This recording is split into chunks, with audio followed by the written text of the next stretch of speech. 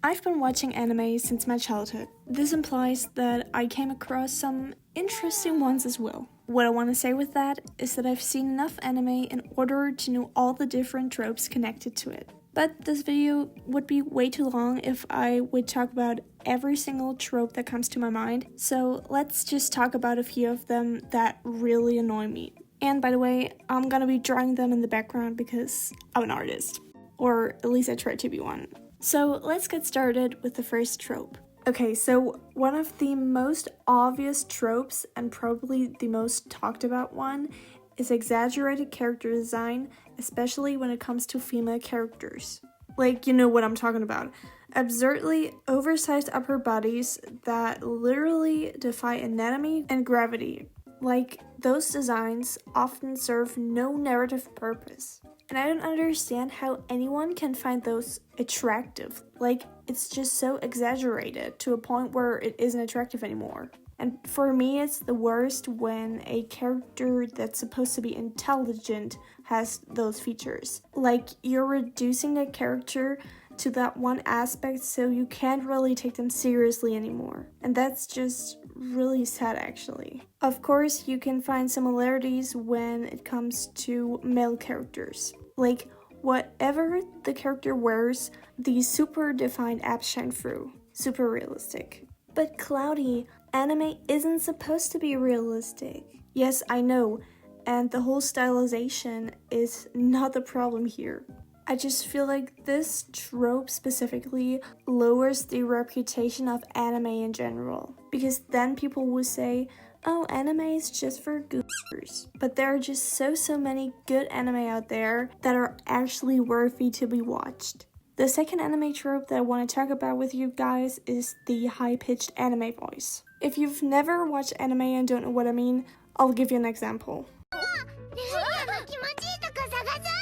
Why can't the voice actors just speak normal? I mean, the problem here is that most of the time, those characters are actually high schoolers or even adults. This voice is often paired with exaggerated innocence, clumsiness, or hopelessness. I actually think that this is pretty gross, mainly because it is common for children to be portrayed in a sexual manner in anime and manga. And I think this is actually the reason why they're using this high-pitched voice, because they want to satisfy the fantasies of the male audience. And I know not everyone is thinking like this, but this is just very common, especially in Japan.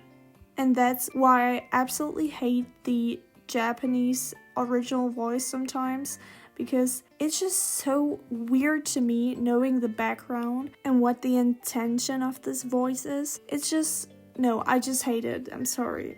Like, to be honest, I really enjoy when they're using a lower voice for the female characters. Like, a voice that makes clear that the character is an adult. It's just so much better in every way, and I would like to hear your opinion on that, so feel free to write it in the comments. Another trope that I've seen in a lot of animes is the nosebleed trope. Like, I get the idea behind this, like that increased blood pressure from arousal causes blood to exit the nose, but I think the fact that you can mainly see this in anime and not really in any other movies, etc., is speaking for itself. And I mean, it makes sense because if you think about it, it's actually pretty gross. And additionally, it can actually ruin a character completely.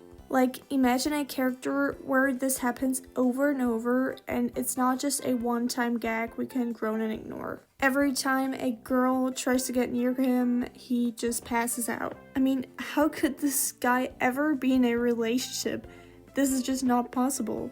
And I know that a lot of people could argue here that it's better to show nosebleeds than explicit body parts, and I can get that, but on the other hand, I would say that I'd actually like it more if the characters would show arousal in a way that's actually human, like getting flustered, for example. Like, there are alternatives to this trope. Like, it was funny the first time that I've seen it, but by now, it's just completely overused. Well, anyway, let us talk about another trope, and that is the Tsundere trope. Is that how you pronounce it in English? I don't know. For anyone who doesn't know what a tsundere is a person or character who swings between emotionally hot and cold, in particular when dealing with a love interest.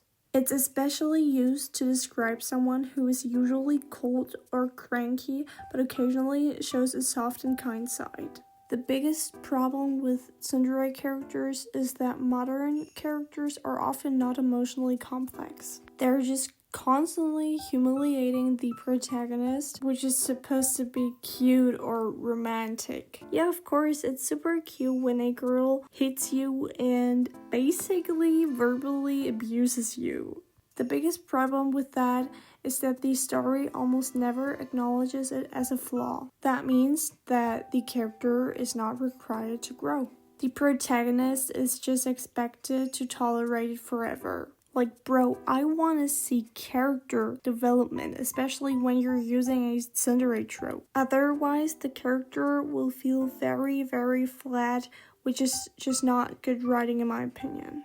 I know that I may be a little too harsh, but in most cases, this trope just annoys me a lot. Anyway, let's talk about the last trope for today, and I know that this might be pretty controversial. I am talking about the beach episode trope.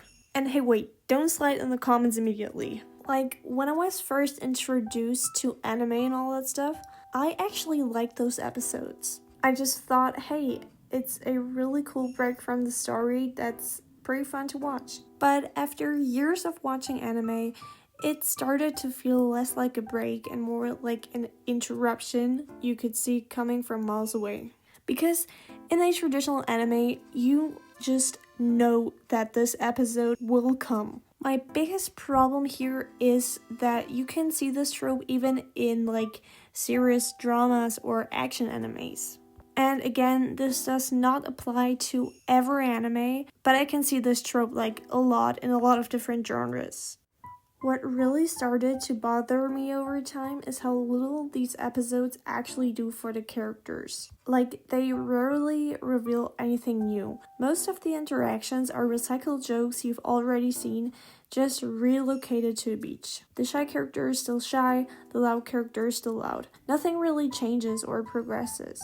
And the worst part is that by the end of the episode, everything resets back to exactly where it was before, as if the beach never mattered at all. And don't let me mention the fan service, which is obviously the real reason these episodes exist. Like, come on, if you've ever watched a beach episode from an anime, you know exactly what I mean. So, what frustrates me most is that the beach episode doesn't have to be bad. I've seen cases where a story actually uses the setting to deepen relationships or explore quieter sides of characters, and in those moments, it actually works.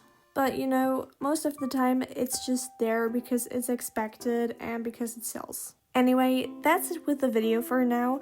I really hope you enjoyed it, and please feel free to write your own opinion in the comments. I would really love to hear what you guys think about the tropes. I really hope to see you in the next video.